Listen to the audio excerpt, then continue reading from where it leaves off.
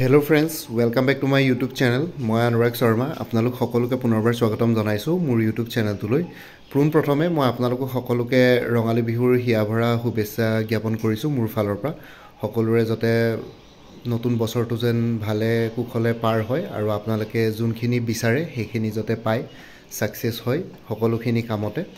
বাকি আজিৰ ভিডিওটো আপোনালোকে ইতিমধ্যে থাম্বনেলত দেখিছে যে এপিএসসি এক্সামস বিলাক দিউতে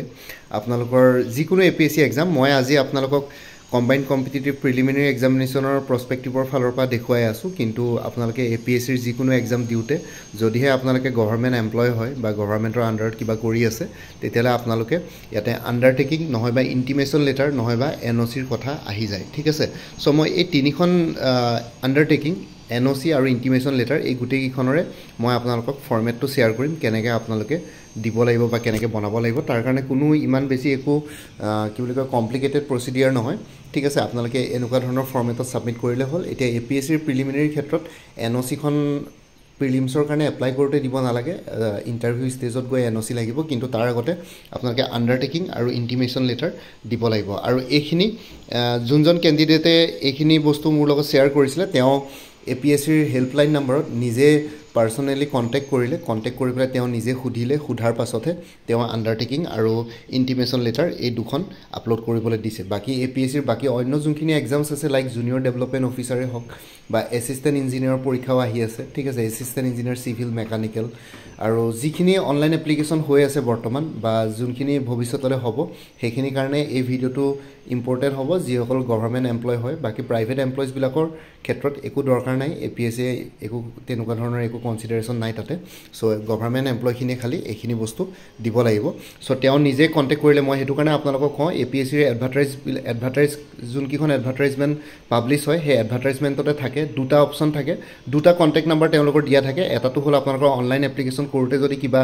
ইস্যু ফেস কৰে তেতিয়াহলে হেতু কন্টাক্ট নম্বৰ থাকে আৰু এটা থাকে আপোনালোকৰ অনলাইন এপ্লিকেশন ফি পেমেন্ট কৰোতে যদি কিবা প্ৰবলেম হয় দুটা কন্টাক্ট নম্বৰ দিয়া থাকে সো হেতু কাৰণে আপোনালোকে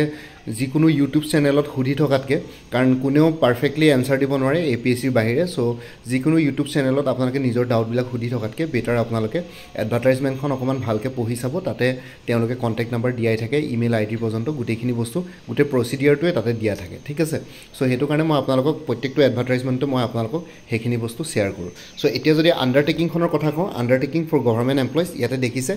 এনেকৈ লিখিব লাগিব আপোনালোকে I have intimated my head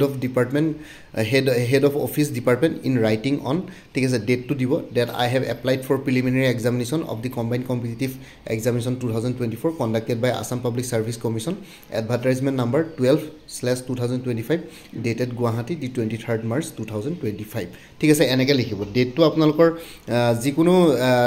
advertisement খন ইয়াতে ৰিলিজ হোৱা ডেটটোৰ কথা লিখিছে ইয়াতে তেওঁ বাকি আপোনালোকে 9 এপ্ৰিলত তেওঁ এখন আন্ডাৰটেকিং নিজে লৈছে আন্ডাৰটেকিং মানে নিজৰ ফালৰ পৰা এখন আন্ডাৰটেকিং লোৱা ৰেসপন্সিবল হয় যে এটো ডিপাৰ্টমেন্টত মই চাকৰি কৰা হেতু বস্তুৱে কৈছে ইয়াতে আৰু লাষ্টত আপোনালোকে নেমটো লিখিব ওপৰত সিগনেচাৰ থাকিব নেম ডেজিগনেশন ডিপাৰ্টমেন্ট ঠিক আছে ইয়াতে ডেজিগনেশনটো দিয়া আছে junior assistant department PWRD Bokaghat and Dergaon Territorial Road Division Bokaghat ঠিক আছে সো এনেকৈ আছে আপোনালোকৰ আন্ডাৰটেকিং খনৰ ফৰমেটটো এনেকুৱা হ'ব সো এনেকৈ আপোনালোকে আন্ডাৰটেকিংৰ ফৰমেটটো বনাই পেলাই আপলোড কৰিব লাগিব আৰু আন্ডাৰটেকিংৰ লগত এপিএসসি কৈছে যে এনেকুৱা এখন ইন্টিমেশন লেটাৰ এখন দিব লাগে সেই ইন্টিমেশন লেটাৰখনৰ ফৰমেটটো দেখাই দিছো to the executive engineer PWRD ঠিক আছে ওপৰত ডেট আছে ৰাইট হ্যান্ড সাইডে Bokaghat and Dergaon TR Division Bokaghat সাবজেক্টটো হৈ গল intimation to the head of office for appearing in the APSC combined competitive preliminary examination 2024 ঠিক আছে sir with reference to the subject cited above I have the honor to state that I নামটো লিখিব আপোনাৰ working as junior assistant in the office of the executive engineer PWRD Bokaghat and Dergaon Territorial Road Division Bokaghat will be appearing in the APSC combined competitive preliminary examination 2024 as per required by the advertisement vide advertisement number 12/2024 of the APSC combined competitive examination 2024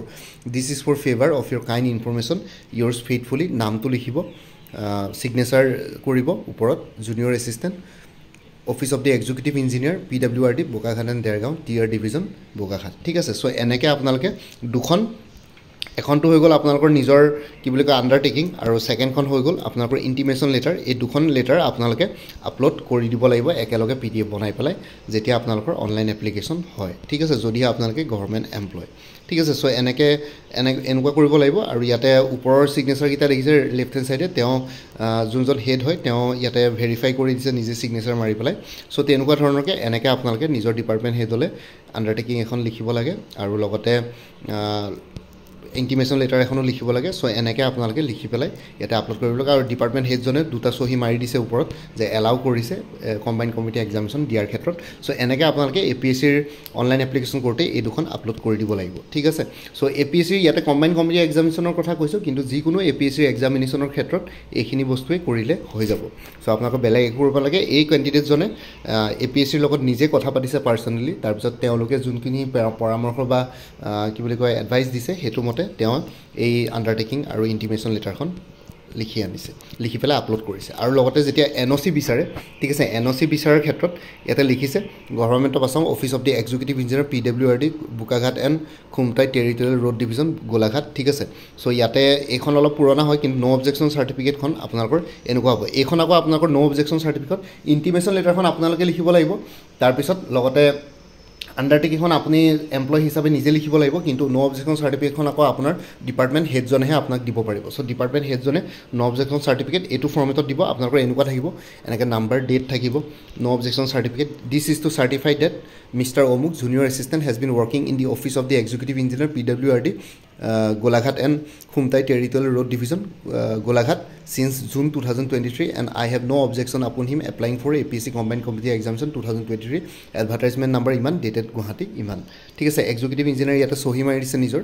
Golaghat and Khumtai territorial road division Golaghat চ' ইয়াতে কোনোবাই যদি চিল মাৰিব বিচাৰে executive engineer নিজে Chiloé মাৰি দিব চ' আপোনালোকে অফিচাৰজনৰ পৰা এইখন ন' অবজেকশ্যন চাৰ্টিফিকেট এনেকৈ বনাই ল'ব লাগিব এইটো ফৰ্মেটত ঠিক আছে ফৰ্মেটকেইটা মই দেখাই দিলোঁ এনেকুৱা ফৰ্মেটতে হ'ব বেলেগ আপোনালোকে একো ফ'ল' নকৰিলে হ'ব এইবোৰ অফিচিয়েলি এপ্ৰুভ ফৰ্মেট হয় এইকেইটা ঠিক আছে এইখন ন' অবজেকশ্যন চাৰ্টিফিকেটৰ ফৰ্মেট আপোনালোকে দেখিছে স্ক্ৰীনত এইখন ন' অবজেকশ্যন চাৰ্টিফিকেটৰ ফৰ্মেট এনেকুৱাকৈ আপোনালোকৰ অফিচিয়েল লেটাৰ হেডত লিখিব লাগিব যোনটো ডিপাৰ্টমেণ্টত কৰে বাকী ইণ্টিমেশ্যন লেটাৰখন আৰু কি বুলি কয় আপোনালোকৰ যোনখন আণ্ডাৰটেকিং আছিলে সেইকেইখন আপোনালোকে নিজে টাইপ মাৰি পেলাই বনাই আনিব পাৰিব দোকানত কৰিব পাৰিব নিজৰ আজিকালি নিজৰ লেপটপ বা টেবলেট ইউজ কৰিব পাৰিব যদিহে আপোনালোকৰ ওচৰত আছে তেনেকৈ টাইপ মাৰি পেলাই আপোনালোকে নিজে বনাই পেলাই নিজৰ নাম আৰু ছিগনেচাৰ দি পেলাই ডিটেইলছখিনি ভৰাই পেলাই কোনটো পৰীক্ষাৰ কাৰণে এপ্লাই কৰিছে সেইখিনি দেখুৱাই দিলে হৈ যাব ঠিক আছে চ' এইখিনি জনাবৰ কাৰণে ভিডিঅ'টো বনালোঁ আই হোপ ভিডিঅ'টো চাই পেলাই গম পালে মই আপোনালোকৰ ন' অবজেকশ্যন চাৰ্টিফিকেটখনৰ ফৰ্মেটটো দিলোঁ কেনেকৈ কি কৰিব লাগে তাৰপিছত আপোনালোকক দিলোঁ তাৰ আগৰখন আছিলে আপোনালোকৰ ইণ্টিমেশ্যন লেটাৰ আৰু তাৰ আগৰখন আছিলে আণ্ডাৰটেকিং ঠিক আছে চ' এইকেইখনৰ মই ফৰ্মেটটো দি দিলোঁ চ' সেইটো কাৰণে আপোনালোকে এই ফৰ্মেটকেইখন ফ'ল' কৰি পেলাই আপোনালোকে এপ্লাই কৰিব পাৰিব বাকী আপোনালোকে যদি আপকামিং এক্সামবিলাকৰ কাৰণে প্ৰিপেৰেশ্যন কৰি আছে তেতিয়াহ'লে কিছুমান কৰ্চেছ এভেইলেবল আছে লাইক APSC আছাম এগ্ৰিকালচাৰ ইউনিভাৰ্চিটিৰ শেহতীয়াকৈ ৰিক্ৰুইটমেণ্ট ওলাইছে 2025 অনলাইন এপ্লিকেশ্যন চলি আছে তাতে junior administrative assistant junior accountant আৰু লগতে ছেকশ্যনেল এছিষ্টেণ্ট তেনেকুৱা ধৰণৰ কিছুমান পোষ্ট ওলাইছিলে তাৰ কাৰণে ফুল কোৰ্চ এভেইলেবল আছে 299 ৰুপিছত APSC agricultural development officer general studies পেপাৰখনৰ ওপৰত ফুল কোৰ্চ এভেইলেবল আছে 249ত APSC ইনস্পেক্টৰ অফ লিগল মেট্ৰলজিৰ জেনেৰেল ষ্টাডিজ পেপাৰখনৰ ওপৰত ফুল কোৰ্চ এভেইলেবল আছে 249ত APSC জুনিয়ৰ ডেভেলপমেণ্ট অফিচাৰৰ ফুল কোৰ্চ এভেইলেবল আছে 299ত APSC জুনিয়ৰ এডমিনিষ্ট্ৰেটিভ এছিষ্টেণ্টৰ ফুল কোৰ্চ এভেইলেবল আছে 349ত আৰু APSC CCৰ প্ৰিলিমিনাৰীৰ কাৰণে যদি আপোনালোকে এফৰ্ডেবল কোৰ্চেছ বিচাৰে লাইক কাৰেণ্ট এফেয়াৰ্ছৰ কোৰ্চ বা যিকোনো তেনেকুৱা ধৰণৰ ক্ৰেছ কোৰ্চ তেতিয়াহ'লে সুচিত্ৰা ACSে আপোনালোকৰ সুচিত্ৰা ACSৰ লগত আপোনালোকে কল বা হোৱাটছএপত এই কণ্টেক্ট নম্বৰটোত কণ্টেক্ট কৰি চাব পাৰে 9395056624 ঠিক আছে আৰু লগতে APSC CCৰ প্ৰিলিমিনাৰী যদি ক্ৰেছ কোৰ্চ বিচাৰিছে তেতিয়াহ'লে এডভেট IASৰ ফালৰ পৰা ক্ৰেছ কোৰ্চ এভেইলেবল আছে আৰু CCৰ প্ৰিলিমিনাৰী টেষ্ট চিৰিজ প্ৰগ্ৰেমো এডভেট IASৰ ফালৰ পৰা ইয়াতে এভেইলেবল আছে আপোনালোকে তেওঁলোকৰ লগত যোগাযোগ কৰি পেলাই কি বুলি কয় প্ৰিলিমিনাৰী টেষ্ট চিৰিজ আৰু ক্ৰেছ কোৰ্চ ল'ব পাৰে আৰু তাৰ কাৰণে মোৰ লগত কণ্টেক্ট কৰিলে হ'ল আৰু অনুৰাগ ছাৰ 20 বুলি এটা কোড আছে সেই কোডটো ইউজ কৰিলে মানে ইয়াতে আপোনালোকে 20% ডিছকাউণ্ট পাই যাব আৰু লগতে কোৰ্চবিলাকৰ ক্ষেত্ৰত আপোনালোকে মোৰ পৰা কোৰ্চ ল'লে লাইফ টাইমৰ কাৰণে কাৰেণ্ট এফেয়াৰ্ছ পাই থাকিব তাৰ কাৰণে কোনো ফাৰ্ডাৰ পে'মেণ্ট কৰিব নালাগে এবাৰ কোৰ্চ ল'লে মানে এতিয়া বৰ্তমান কোৰ্চসমূহত 2024 ফুল ইয়েৰ আৰু 2025 জানুৱাৰী ফেব্ৰুৱাৰী মাৰ্চ এই তিনিটা মাহৰ কাৰেণ্ট এফেয়াৰ্ছ ইনক্লুডেড আছে আৰু ইয়াতে যোনটো হোৱাটছএপ নম্বৰ দি আছে সেইটোত আপোনালোকে মেছেজ কৰি জনাওক কোনটো কোৰ্চ লাগে আৰু আগতে যদি কোনোবাই কিবা কোৰ্চ লৈ থৈছিলে এবাৰ জনাই দিব তেতিয়া আগৰ মেটেৰিয়েলছখিনি বাদ দি যোনখিনি নতুন মেটেৰিয়েলছ লাগিব সেইখিনি ল'লে হ'ল তেতিয়া প্ৰাইচটো প্ৰাইচটো অলপ কমি যাব চ' হোৱাটছএপ নাম্বাৰটো হ'ল 9706557851 আৰু লগতে ইয়াতে যোনটো হোৱাটছএপ নাম্বাৰ দি আছে এইটো অনুগ্ৰহ কৰি কল নকৰিব এইটো জাষ্ট হোৱাটছএপ মেছেজৰ কাৰণে এভেইলেবল কলৰ কাৰণে এভেইলেবল নহয় বাকী ভিডিঅ' ডেছক্ৰিপশ্যনৰ কমেণ্ট ছেকশ্যন চেক কৰক তাতে কোৰ্চখিনিৰ কথা আৰু এবাৰ উল্লেখ কৰি দিছোঁ আৰু লগতে আপোনালোকে আগতে যদি মোৰ পৰা কিবা কোৰ্চ লৈ থৈছিলে এবাৰ জনাই দিব আৰু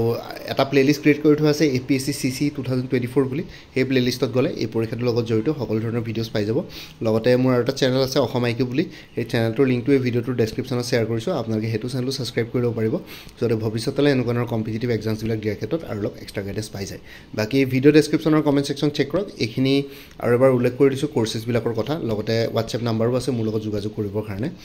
বাকী মোৰ ভিডিঅ'ছবোৰ চাই যদি ভাল পায় মোৰ চেনেলটো